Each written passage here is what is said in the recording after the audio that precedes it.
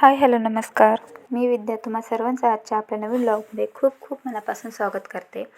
तर आजच्या व्हिडिओमध्ये मी तुम्हाला अधिक मासात येणारी संकष्टी चतुर्थी, ज्याचं नाव आहे विभुवन चतुर्थी, अधिमासी चतुर्थी किंवा मलमासी चतुर्थी म्हणून ओळखले जाते.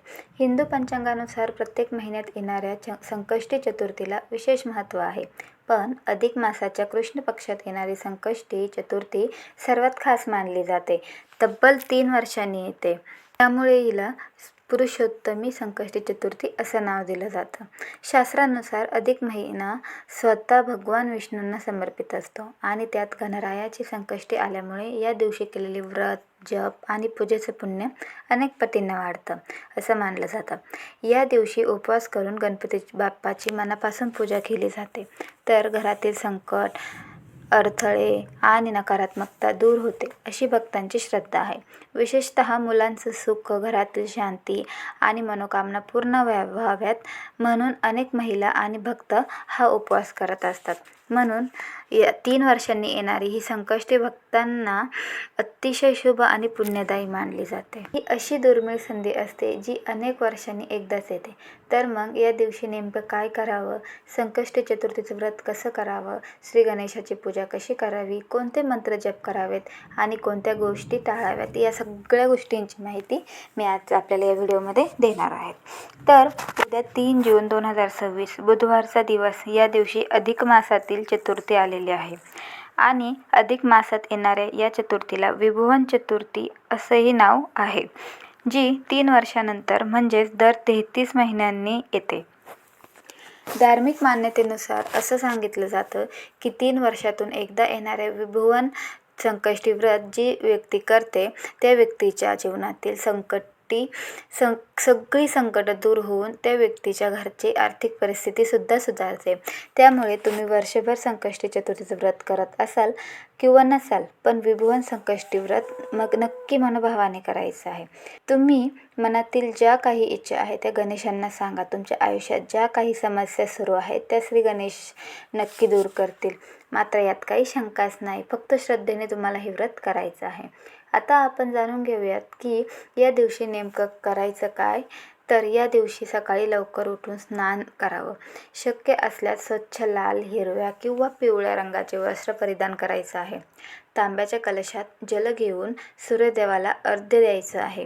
त्यानंतर देवघर स्वच्छ करून गणपती बाप्पाचं स्मरण करायचं आहे. गणपती बाप्पांचं स्मरण करून देवपूजेला सुरुवात करायची आहे. प्रथम गणपती बाप्पांना स्नान घालायचं आहे. तुम्ही पाण्यामध्ये फुलांच्या पाकळ्या टाकून किंवा मग सुरुवातीला पंचामृताने स्नान घालून नंतर परत पाण्याने स्नान घालून गणेश मूर्ती कोरडी करून आसनावर स्थापन करून द्यायची आहे. तुमच्याकडे जर गणेश मूर्ती नसेलच तर तुम्ही तुमच्याकडे असणाऱ्या फोटोची सुद्धा पूजा करू शकतात आणि तुमच्याकडे गणपती बाप्पाचा फोटो किंवा मूर्तीही नसेल तर 2 विड्याची पाने घ्यायची आहे. त्यावर थोडेसे तांदूळ ठेवायचे आहे आणि त्यावर एक सुपारी श्री गणेश नावाने श्री गणेश म्हणून तुम्ही स्थापन करून द्यायची आहे आणि त्याची पूजा करून द्यायची आहे. तसेच दिवा तुम्ही तुपाचा लावू शकतात किंवा तेलाचाही लावू शकतात. फक्त तेलाचा दिवा जेव्हा तुम्ही लावाल तर त्यामध्ये दुहेरी वात हवी. जीवाशिवाचं प्रतीक म्हणून दुहेरी वात दिव्यामध्ये लावली जाते आणि कापराची आरती सुद्धा श्री गणेश पूजा करताना जरूर लावावी. याचा खूप चांगला परिणाम आपल्याला अनुभवायला मिळतो. आपल्या घरामध्ये प्रसन्नता येते. त्याचबरोबर आपल्या घरातील जी काही नकारात्मकता असते ती दूर व्हायला मदत होते. तर अशा पद्धतीने गणपती बाप्पासमोर दिवा लावावा. बाप्पाला शेंदूर, लाल फुलं, 21 दुर्वा अर्पण कराव्यात. शक्य असल्यास या दिवशी 21 दुर्वांचा हार बाप्पाला अर्पण करावा. बाप्पाला नैवेद्य म्हणून मोदक, पेढे, लाडू, गूळ खोबऱ्याचा नैवेद्य दाखवावा.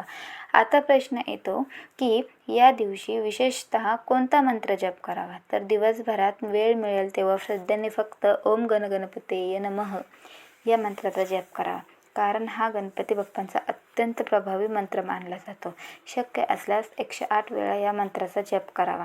त्याचबरोबर सकाळी किंवा संध्याकाळी गणपती अथर्वशीर्ष, संकटनाशन, गणेश स्तोत्र किंवा गणपती बाप्पाची आरती करावी. तुम्ही या दिवशी व्रत करणार असाल तर हे व्रत चंद्रोदयानंतर सोडावं. अशा पद्धतीने तुमची सकाळची गणपती बाप्पाची विभुवन संकष्टी चतुर्थीची पूजा पूर्ण होते. त्यानंतर तुम्ही उपवासाचे पदार्थ खाऊ शकतात. आता उपवासामध्ये तुम्ही दूध, दही, ताक त्याचबरोबर वेगवेगळ्या प्रकारचे फळं किंवा मग साबुदाण्याचे पदार्थही उपवासाला आपण जे जे पदार्थ खातो तर त्या पदार्थांचा समावेश करून दिवसभर उपवास करू शकतात. काहीच हरकत नाही. आता रात्री पूजा कशी करायची, रात्री उपवास कधी सोडायचा याबद्दलची माहिती देते आणि रात्री काय पदार्थ खाऊन आपल्याला उपवास सोडायचा आहे हे सुद्धा सांगते. तर रात्री देखील आपल्याला गणपती बाप्पांची विधिवत पूजा करायची आहे. गणपती बाप्पांना अष्टगंध, दुर्वा, लाल फुलं व्हायचे आहे. त्यानंतर चंद्रोदय वेळ ही 9:50 असेल आणि या वेळेत रात्री चंद्र जर दिसला नाही तर 9:50 तुम्ही चंद्रदेवाच्या नावाने आरती देऊन त्यानंतर संकष्टी चतुर्थीचं व्रत कथा वाचावी आणि शेवटी आरती करून कळत नकळत झालेल्या चुकांसाठी क्षमा मागावी. त्यानंतर उपवास सोडू शकतात. चतुर्थीच्या दिवशी चंद्राला अर्घ्य दिल्याने म्हणजेच पाणी अर्पण केल्यामुळे आपल्या कुंडीतील चंद्राची स्थिती मजबूत होते आणि ज्यांना चंद्रदोष सांगितलेला आहे, त्यांची चंद्राची स्थिती कमजोर सांगितलेली आहे तर त्यांची सुद्धा मजबूत होते. आता बघा, रात्री आपल्याला गणपती बाप्पांना सुधारसाचा नैवेद्य दाखवायचा आहे. सध्या अधिक मास चालू आहे तर तुमचे भरपूर उपवास चालू असतील. चतुर्थीचा हा उपवास गणपती बाप्पांना नैवेद्य दाखवण्यासाठी आपल्याला सुधारस बनवायचा आहे. अतिशय पारंपरिक हा पदार्थ आहे. त्याचबरोबर चवीला आंबट गोड असा असतो. बऱ्याच वेळा जास्तीचे उपवास करून आपले पोट बिघडतं किंवा बऱ्याच जणांना उपवासाच्या पदार्थांचा त्राससुद्धा होतो. तेव्हा तुम्ही जर हा शांत सुधारस जर पिलात तुमच्या पोटाला सुद्धा थंडावा मिळतो आणि तुम्ही उपवासाचे जे काही पदार्थ खाल्लेले असतात ते सुद्धा तुम्हाला व्यवस्थित पचून जातात. आता या दिवशी काय करावे आणि काय टाळावे हे बघूयात. अधिक महिन्यातील संकष्ट चतुर्थीला विशेषतः कोणत्या गोष्टी करणं टाळावं तर या दिवशी शक्यतो खोटं बोलणं, कोणाची फसवणूक करणं किंवा कुणाचा अपमान करणं टाळावं. घरात वादविवाद, भांडण, राग किंवा कटू शब्द बोलणं टाळावं. उपवास करत असाल तर तामसी अन्न, मांसाहार, मद्यपान आणि इतर व्यसनापासून दूर राहावं. कोणत्याही गरजू व्यक्तीला रिकाम्या हाताने आपल्या दारातून परत पाठवू नये. शक्य असेल तेवढी मदत करावी किंवा अन्नदान जरूर करावं. देवपूजा करताना घाई गडबडीत अजिबात पूजा करायची नाही. मनापासून आणि श्रद्धेने करायची आहे. चंद्राला अर्घ्य देताना मनोभावे प्रार्थना करावी की हे गणराया, माझ्या जीवनातील सर्व अडीअडचणी दूर कर आणि माझ्या कुटुंबावर तुझी कृपा राहू दे. मला सुख, समृद्धी, आरोग्य आणि समृद्धी दे.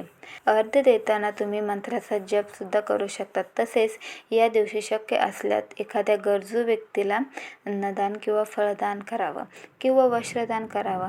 कारण अधिक महिन्यात केलेलं दान हे विशेष पुण्यदायी मानलं जातं. किंवा पूजा संपन्न झाल्यावर आपल्या शक्तीनुसार गरजू किंवा गरीब लोकांना त्यांच्या उपयोगाच्या वस्तू दान करायच्या आहेत. चंद्रदर्शन आणि गणपती बाप्पाची आरती करण्यापूर्वी उपवास अजिबात सोडायचा नाही. संकष्टी व्रतात चंद्रदर्शनाला विशेष महत्त्व आहे, म्हणून चंद्रदर्शन घेऊनच उपवास सोडायचा आहे. त्याचबरोबर या दिवशी मनात नकारात्मक विचार अजिबात आणायचे नाही. मत्सर किंवा द्वेषसुद्धा ठेवायचा नाही. या दिवशी शक्य असेल तितकं नामस्मरण करायचं आहे, सकारात्मक विचार करायचे आहे आणि सर्वात महत्त्वाचं म्हणजे फलधन प्राप्ती किंवा इच्छापूर्ती व्हावी म्हणून पूजा करू नका. तर गणपती बाप्पावर श्रद्धा, भक्ती आणि विश्वास याला अधिक महत्त्व आहे. म्हणून मनापासून केलेली प्रार्थना आणि चांगले कर्म हे तुम्हाला नक्कीच फळ देऊन जातात. आता अनेक जण संकष्टी चतुर्थीचं व्रत करतात पण उपवास करून उपयोग नाही. मनात श्रद्धा आणि भक्ती असणे खूप महत्त्वाचे आहे. तर बघा, अधिक मासातील चतुर्थीला खूप महत्त्व असल्याने सांगितल्याप्रमाणे विधिवत पूजा करा. व्हिडिओ आवडला असेल तर चॅनलला लाईक करा, व्हिडिओ जास्तीत जास्त लोकांपर्यंत शेअर करा आणि मेन म्हणजे चॅनलला सबस्क्राईब नक्की करा. व्हिडिओ शेवटपर्यंत पाहिल्याबद्दल मनापासून तुमचे आभारी आहे. धन्यवाद. श्री स्वामी समर्थ.